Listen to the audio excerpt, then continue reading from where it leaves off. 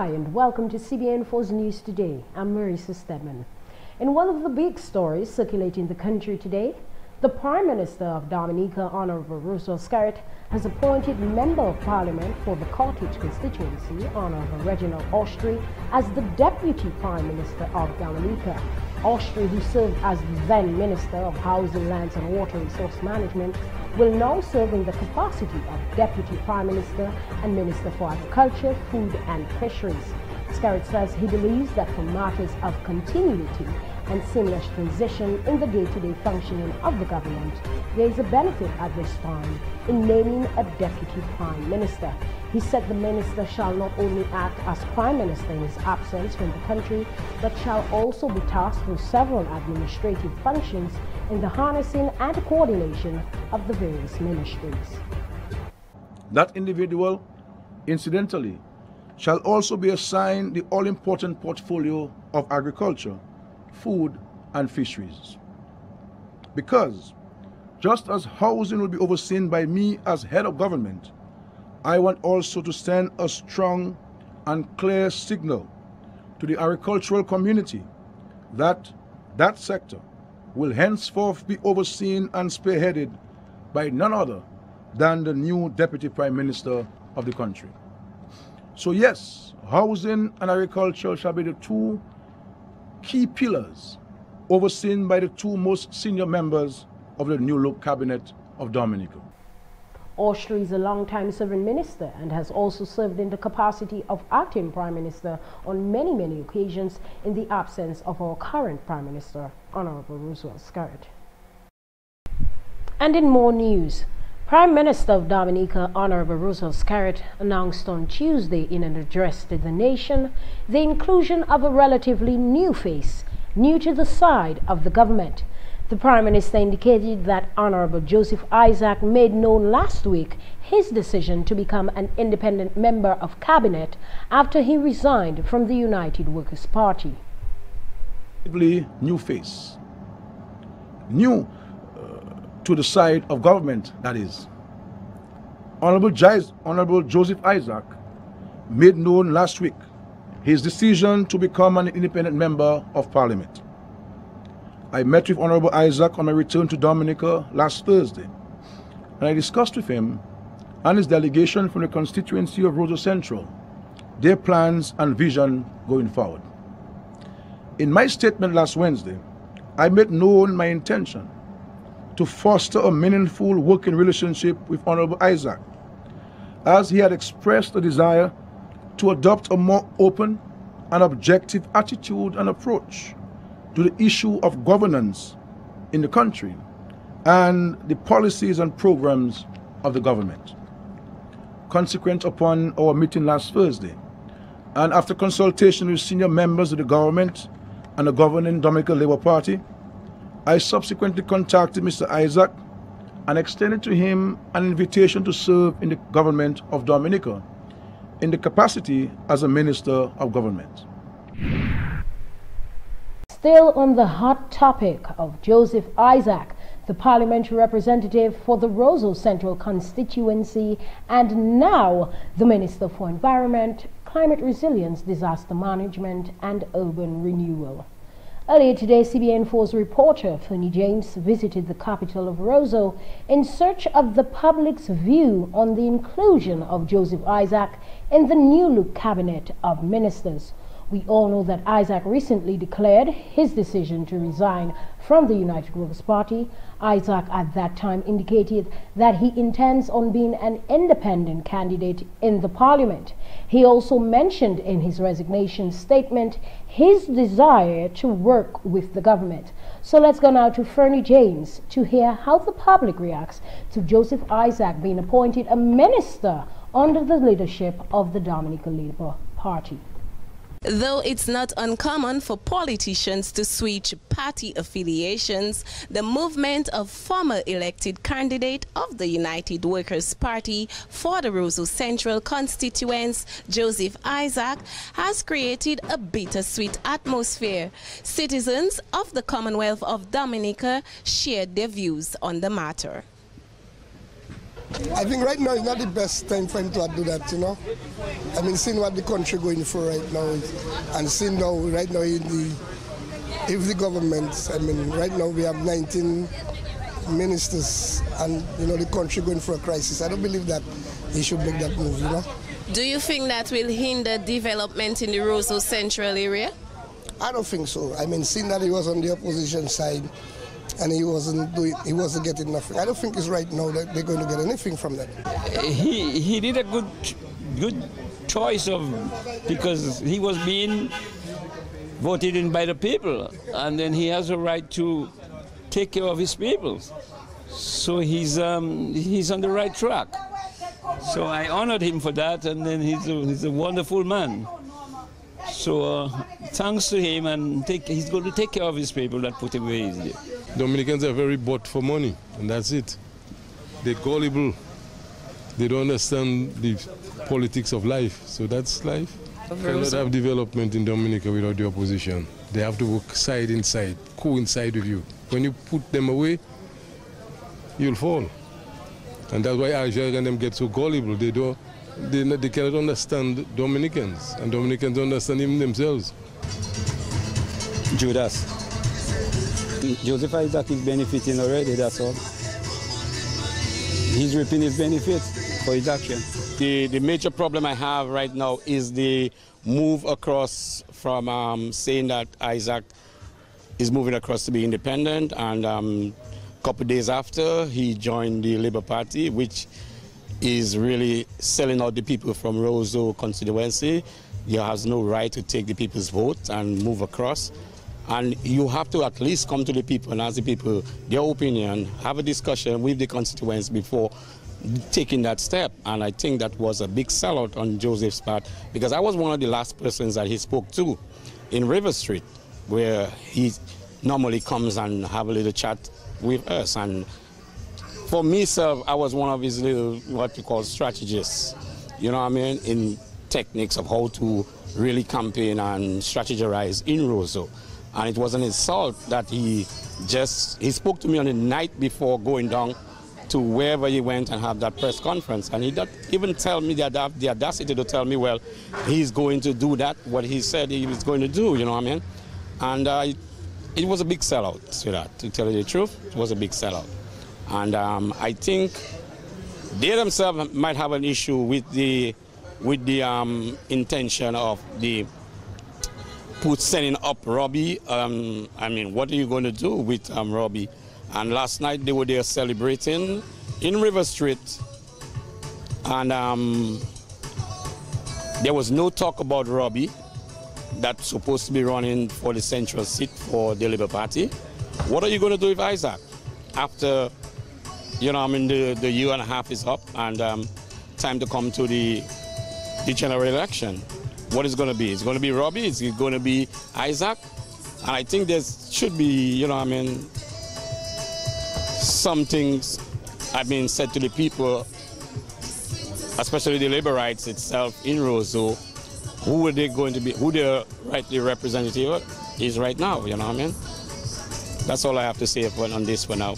Well, he wants to help his people, so I agree with him. That's a good move. To be frankly, I don't find what Joseph Isaac did was wrong. It could happen to anyone, but I believe to myself there's a proper way of doing certain things. And as a member of Roseau and living in Roseau, and Roseau with Joseph Isaac, know him very well,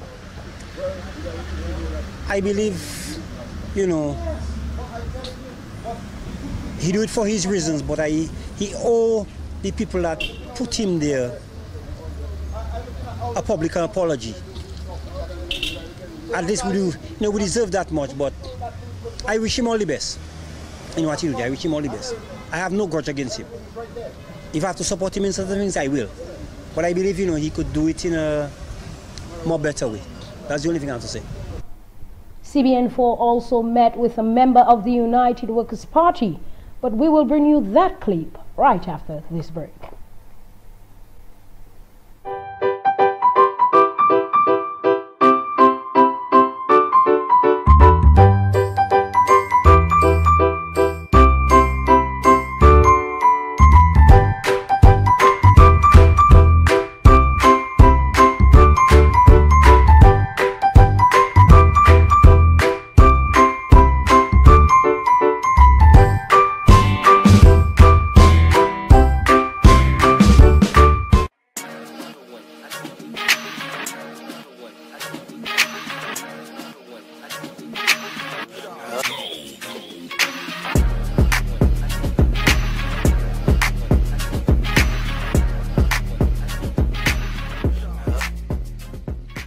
L'année sim tout partout. Attention si vous êtes homme et bien femme.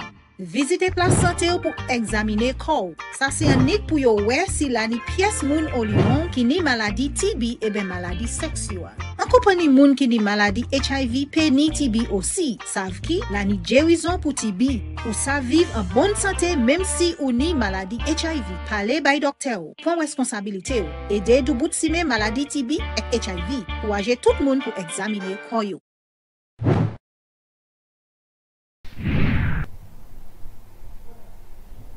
And thank you for staying with us. As promised, CBN4 met with a member of the United Workers' Party, the Public Relations Officer, Nicholas George. Let's hear what he has to say. Mr. Joseph Isaac announced to the world that he was moving away from the United Workers' Party and would be an independent, and he would be asking the Speaker to make the requisite separation in Parliament. And he gave a number of reasons for his move. As for me and the party that I serve, the United Workers' Party, we've always presented ourselves to the Dominican public as a party that has a belief system and values, the values of fairness, equity, honesty, integrity. And this is what drew me to the party and is continuing to draw others to that party. And there is an opposing party that does not share our value system. Mr. Joseph was one of the persons that I looked up to until he's made his move and that he's joined a party that is diametrically opposed to the value system that is espoused by the United Workers' Party. And therefore, he would be experiencing what it is that he's gone across for. I have a difficulty in wishing him well because of the opposing party's value system, which I do not share. And that was the Public Relations Officer of the United Workers' Party, Nicholas George. As expected, a lot of mixed feelings, different opinions on the matter. We're also expecting the public to be speaking on this for many days. We also heard from the PRO of the United Workers' Party, Nicholas George. Going back a bit, this is the second candidate from the UWP who has chosen to resign, and we will add two of the most prominent players within the United Workers' Party ranks. Joshua Francis, who represented the Roseau South constituency, and now Joseph Isaac, the Member of Parliament for the Roseau Central constituency. Still speaking on the events of the address made by the Prime Minister of Dominica, Honorable Roosevelt Scarrett, it took 6 weeks for the experts and external agencies to quantify what we could see and feel the morning after the catastrophic Category 5 Hurricane Maria on September 18, 2017. Prime Minister of Dominica, Honorable Roosevelt Scarrett, noted that the figures for loss and damage of the experts and external agencies amount to $3.5 billion. Damage, he said, featured in a number of areas. In housing, schools and other public buildings, roads and bridges, agriculture, electricity, telecommunications, water, sanitation, and tourism. This is the kind of total destruction that you cannot easily recover from. It is understandable why some fled. Amid the debris, however, the majority stood firm and chose to fight. Unshaken, but with new resolve, we declared on the floor of the UN General Assembly on 23rd September that Dominica was going to be the first climate resilient nation in the world, and we began hatching the plan to get us there. That evolving plan, the Prime Minister noted, had 3 components: relief, early recovery, and building a resilient nation. We knew there would be elements of each of these components overlapping at any one point in time, but the first phase was to be concentrated on relief. The second phase would have continued relief efforts, but there would be an increasing shift in focus to early recovery and planning for the third phase. The third and last phase would be executing a substantial climate resilient building program. We knew that relief would be a complicated coordination process, given the large number of agencies and ministries involved. To give one example, before Maria, our ports handled an average of 80 containers a week. After Maria, we were bringing into our damaged ports over 300 containers a week. This is why, just a few days after Maria, we asked the UNDP to assist with the coordination of crisis relief, and in particular, with the work the International Organization on Migration, ourselves and others were doing to get food, water, and shelter to those most in need. We all remember those first frantic few weeks. Relief efforts are still ongoing in some parts of the country, but they are now mature. The Prime Minister said approximately $141.5 million has been approved for various aspects of relief and early recovery components, including establishing access to communities, the provision of food, water, shelter, and other basic needs. Some 69,000 individuals now have access to safe drinking water. If you're HIV positive or have an STI, having unprotected sex with multiple partners puts them in grave danger. You'll expose every partner and their present and future partners to HIV or another STI. Use a condom every time you have sex. You can live a productive life even if diagnosed with HIV. Remember, early detection is key to your survival. Be responsible, protect yourself and others. Help stop the spread of HIV and other STIs. L'année signe tout partout. Attention si vous êtes homme et bien femme. Visitez place santé pour examiner corps. Ça c'est un nid pour yo ouais si l'année pièce moun au lion qui ni maladie TB et bien maladie sexuelle. En compagnie moun qui ni maladie HIV pe ni TB aussi. Savent qui l'année guérison pour TB. Ou ça vivre en bonne santé même si ou ni maladie HIV. Parlez by docteur. Prends responsabilité ou. Aidez du bout de sime maladie TB et HIV. Ou agir tout le monde pour examiner corps yo. The Prime Minister of Dominica, Honorable Roosevelt Skerrit, has outlined a new-look cabinet of ministers of government for the Commonwealth of Dominica. The Prime Minister also indicated that Joseph Isaac, who recently resigned from the United Workers' Party, will also feature in the new-look cabinet of ministers. Roosevelt Skerrit, Prime Minister and Minister for Finance, Investments, Housing and Lands. Honorable Reginald Austrie, Deputy Prime Minister and Minister for Agriculture, Food and Fisheries. Honorable Levi A. Peter, Attorney General. Honorable Dr. John Colin McIntyre, Minister for Public Works, Water Resource Management and Ports. Honorable Joseph Isaac, Minister for the Environment, Climate Resilience, Disaster Management and Urban Renewal. Honorable Dr. Kenneth Darrow, Minister for Health and Social Services. Honorable Senator Miriam Blanchard, Minister for Planning and Economic Development. Honorable Senator Robert Chong, Minister for Tourism and Culture. Honorable Catherine Lady D. Daniel, Minister for Ecclesiastical Affairs, Family and Gender Affairs. Honorable Justin Charles, Minister for Youth, Sports and Constituency Empowerment. Honorable Reuben Blackmore, Minister for Justice, Immigration and National Security. Honorable Senator Francine Barron, Minister for Foreign and CARICOM Affairs. Honorable Ian Douglas, Minister for Trade, Energy and Employment. Honorable Peter Saint-Jean, Minister for Education and Human Resource Development. Honorable Rosalind Paul, Minister for Commerce, Enterprise and Small Business Development. Honorable Kelva Daru, Minister for Information, Science, Telecommunications and Technology.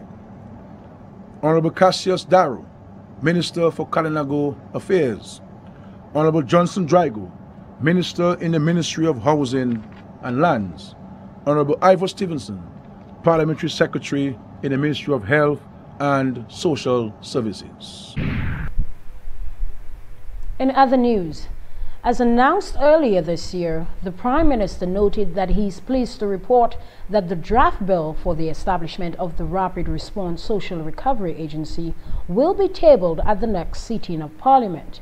The bill is to speed up delivery of approved assistance to those in need, especially in cases of medical emergencies. We have conducted a number of rapid and more detailed needs assessments and vulnerability mapping. It will not be a surprise to you that the result of this exercise has been a focus on getting our schools and health centers functioning as soon as possible and housing the most vulnerable, while at all times building back stronger. Consequently, 13 schools have been rehabilitated. The roofs of the Baroness Scotland Primary School, Collio Primary School, and Girardel Primary Schools have been repaired. Materials for the roofs of 6 buildings at the State College have been provided and work will commence soon, the Prime Minister announced. He said at the Woodford Hill, Castle Bruce, Bent's Primary Schools, Dominica Grammar School, Portsmouth Secondary School and Northeast Comprehensive School, repairs are ongoing, while work has just started on schools in Concord, Seneca, Paybush and La Plaine. Similarly, work is ongoing in rehabilitating 17 critical health centers and 3 of the 4 buildings at the Princess Margaret Hospital. Completion for most of these projects is slated for the end of April. During the Prime Minister's address to the nation on Tuesday, 10th April 2018, he indicated that 39 out of 42 damaged water supply systems have been provisionally repaired. The Prime Minister also noted that repairs on the remaining damaged systems are nearing completion. Presently, only 4% of our population is relying on water trucks, and we are working hard on bringing that figure to 0, the Prime Minister said. In more news, Police Public Relations Officer Simon Edwards informed the media that the Commonwealth of Dominica Police Force conducted a joint anti-drug operation in collaboration with the Drug Squad Marine Unit and the Special Service Unit in Petit Colibri Soufriere. During the operation, the police found and seized 71¼ kilograms of alleged cocaine with a street value of EC $1,865,500 and 18.1 kilograms of cannabis with a street value of EC $1,000. One male adult was arrested for drug trafficking offense.